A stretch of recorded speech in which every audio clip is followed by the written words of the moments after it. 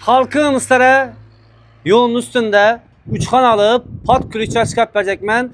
2 kredite çıkadı. Balkonlarına yege. Yine yol üstünde.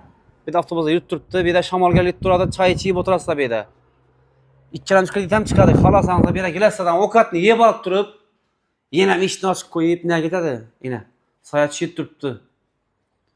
Bir çıkarsadan döşe berip körpeçeni çay içip işken alıp bilen hatırla işten gelip gitedi ku. Bakasına bakın aytıp ötemen. Bunun zor tarafı karınlar. Gazı bağ.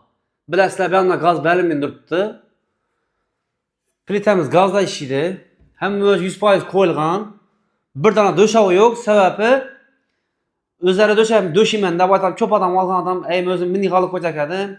Niyetlep koymadım diyen gepler oladı ku. Üstüran zorundan koyulgan. Şimdi gepler. Şimdi karanglar. Nima karanglar. Yarı bergerler ki. Azı belinden söyletlerine yak kopmuş ku. Köçe karangı bu andan keyin. Patates namazı bir gözetip ötemezler. Patatese karanglayna. Çok adam aydalıp patates gözetmesen de. Yine patatesi. 3 kanadan var. 3 komşu. Vağır vağır bomidi beyde. Yine buna karanglayna. Şuna gerek olsa. Yine hem öz taklangan krasiya ulga. Şimdi ben ötemiz işlerim zorundan koyulgan. Kalıngına. Başkanan gördüğünüzde, balkonda gördüğünüzde. Şimdi ben ötemiz. Nima karanglar. Ya Türkiye'de koydular ku. Ya gitti mi?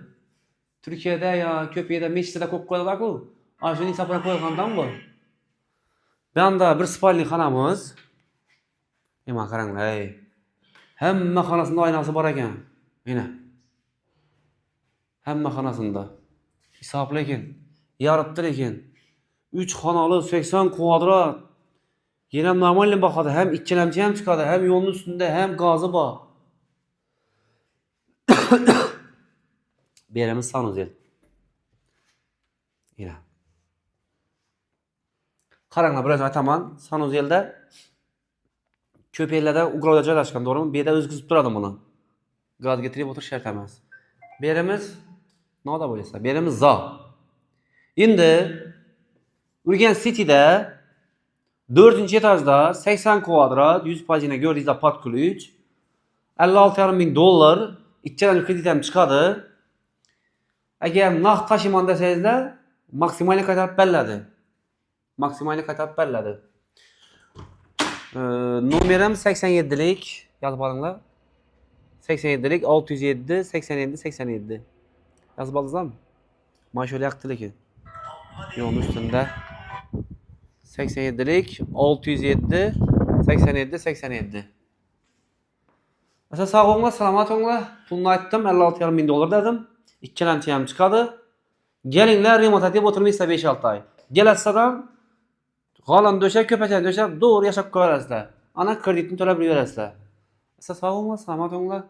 Tapkallarız, hemişe yaxşı günlere buyursun.